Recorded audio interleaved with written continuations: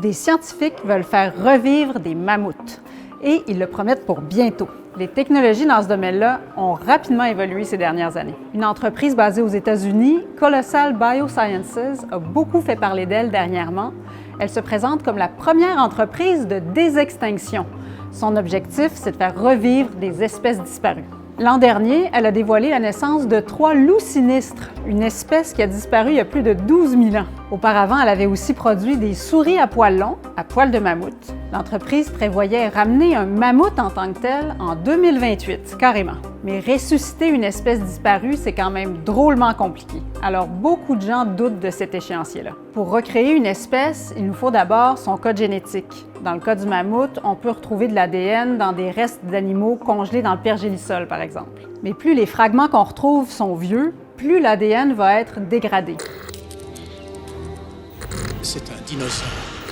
Donc, oubliez le scénario Jurassic Park, on ne peut pas pour l'instant ramener des animaux qui auraient disparu il y a des millions d'années. Ensuite, il faut une espèce apparentée toujours vivante. Dans le cas du mammouth, ce serait l'éléphant d'Asie.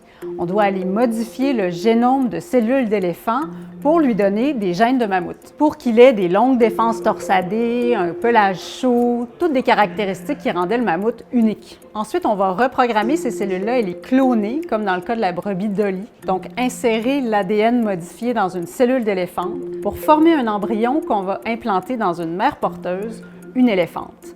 Donc, c'est loin d'être simple. Et il n'y a pas que le mammouth que Colossal veut faire revivre. L'entreprise promet aussi de ramener le tigre de Tasmanie, le dodo, qui est un oiseau disparu, et d'autres espèces encore. C'est quoi l'intérêt de ramener des espèces disparues? Il y a plusieurs raisons, mais une d'elles, c'est que les technologies qui sont développées pourraient servir à aider des espèces en danger. Le clonage, le génie génétique, ça peut servir par exemple à ajouter de la variabilité génétique dans une population qui compterait très peu d'individus. Mais si on ne règle pas les problèmes qui ont causé leur déclin, comme la perte d'habitat, est-ce que c'est vraiment la bonne solution? Là-dessus, il y a beaucoup de débats. D'ailleurs, il y a beaucoup de désaccords et de craintes liées à la désextinction. D'abord, ça coûte cher.